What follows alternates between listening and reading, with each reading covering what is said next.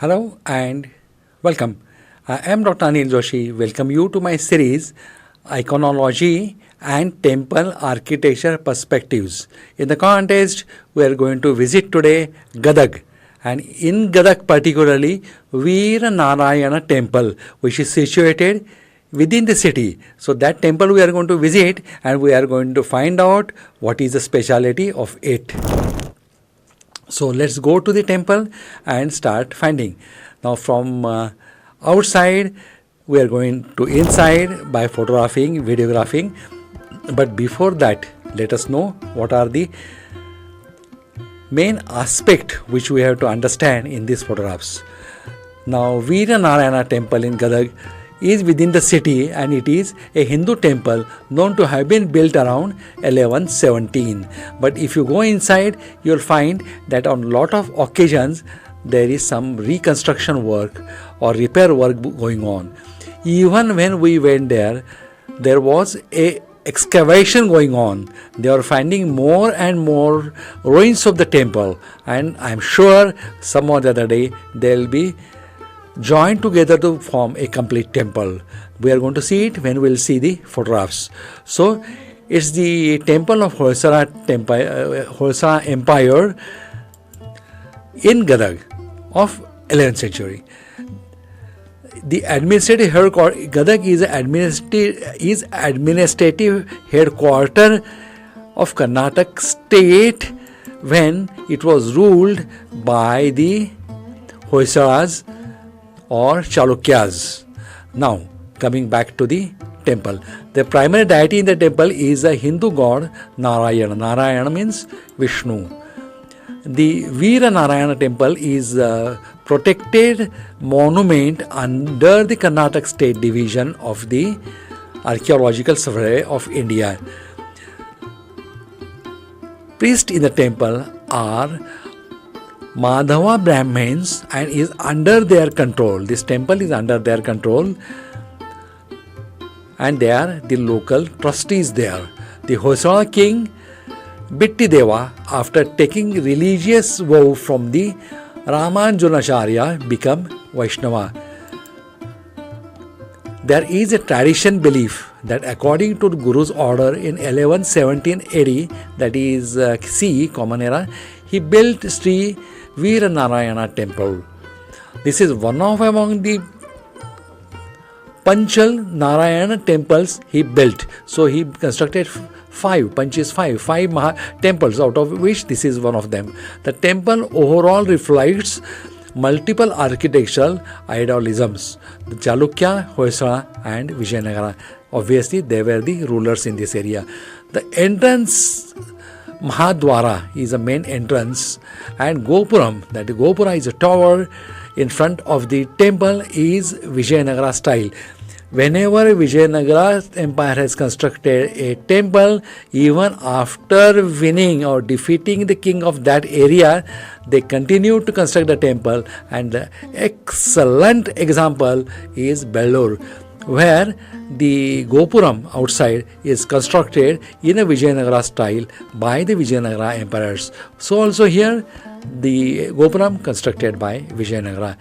This leads to the Garuda Stambha. Garuda Stambha we can clearly see once we go inside, that is the eagle pillar in the courtyard, and the Ranga. There is a small temple or mandapa, gathering hall, which is of Hoysala style, joint style, combined styles all.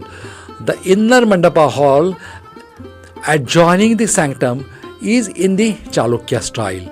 The deity Veer Narayana, meaning brave Narayana, is depicted in the standing position, holding the attributes, that is conch is a shank, wheel is a chakra, club is a gada, and lotus is a padma. Shankha, Chakra, Gada, Padma is the characteristic of the Lord Vishnu. So they all are seen here and they are called attributes. Attributes is because of which they are identified in his four hands. They are like, some of them are like weapons. The attire on the deity, that is the clothes, is dhoti worn in the Veer Kacha. Veerakacha is when they go for war in a way they wear, that is the warrior style, giving the appearance of being ready to battle. That's why called Veera. Veera is the one who is going to fight right now. The deity is flanked by his consort Lakshmi and a companion Garud. The eagle is his vehicle. The traditional belief says that sitting beneath one of the pillars, Mahakavi Kumar Vyasa wrote Karnataka Bharat Katha Manjari. Then comes the Madhyanga. Madhyanga is Garbhagriha. In Garbhagriha, Sri Veer Narayana statue carved in a dark blue shaded stone attracts everyone. Decorated with a kirita. Kirita is what is on the head. Then Karnakundala, that is what you are seeing in the ear. Then Shankha, that is in his hand. Chakra, that is in his hand. Gada and Padma are his attributes or his weapons. They are seen as a identification mark to us that it is a Lord Vishnu. Now there are Veerangacha, then Veer Narayana. They stand protecting his bhaktas with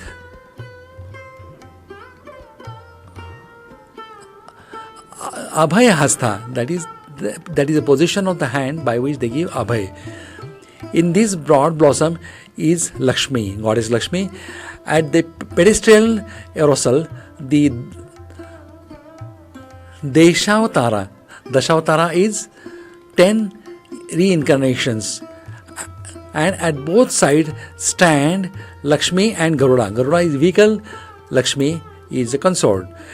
In the courtyard of this temple, there are other small temples of God and goddesses like Lakshmi Narasimha temple, then Sarpeshwara temple, and so on. So these are the small in front of the main temple and in courtyard.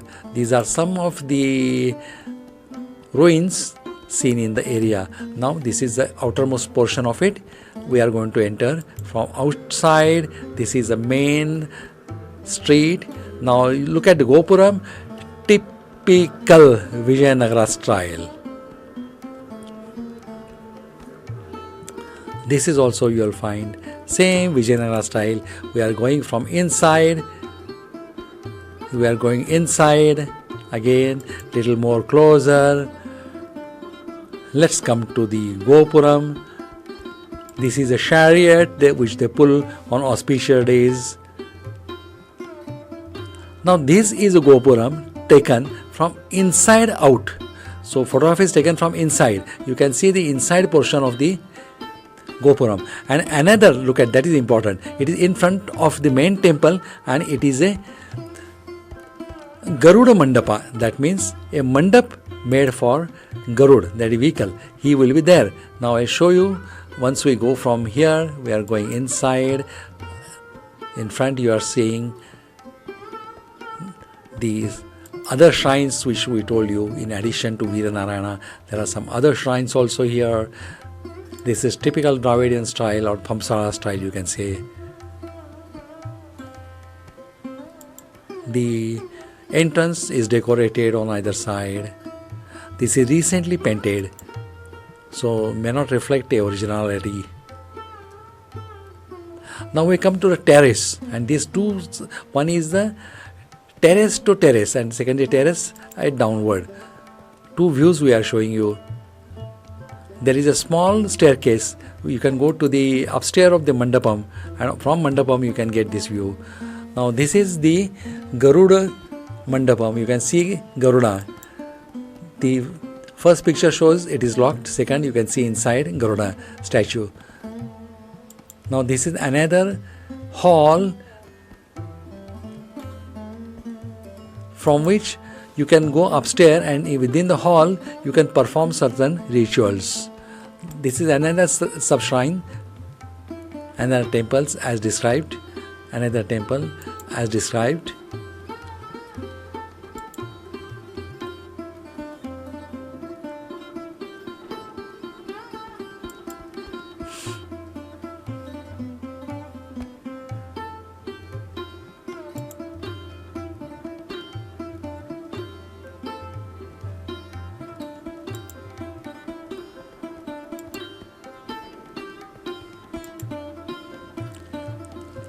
This is from front side, particular to show you a pillar, how it takes the load of the ceiling.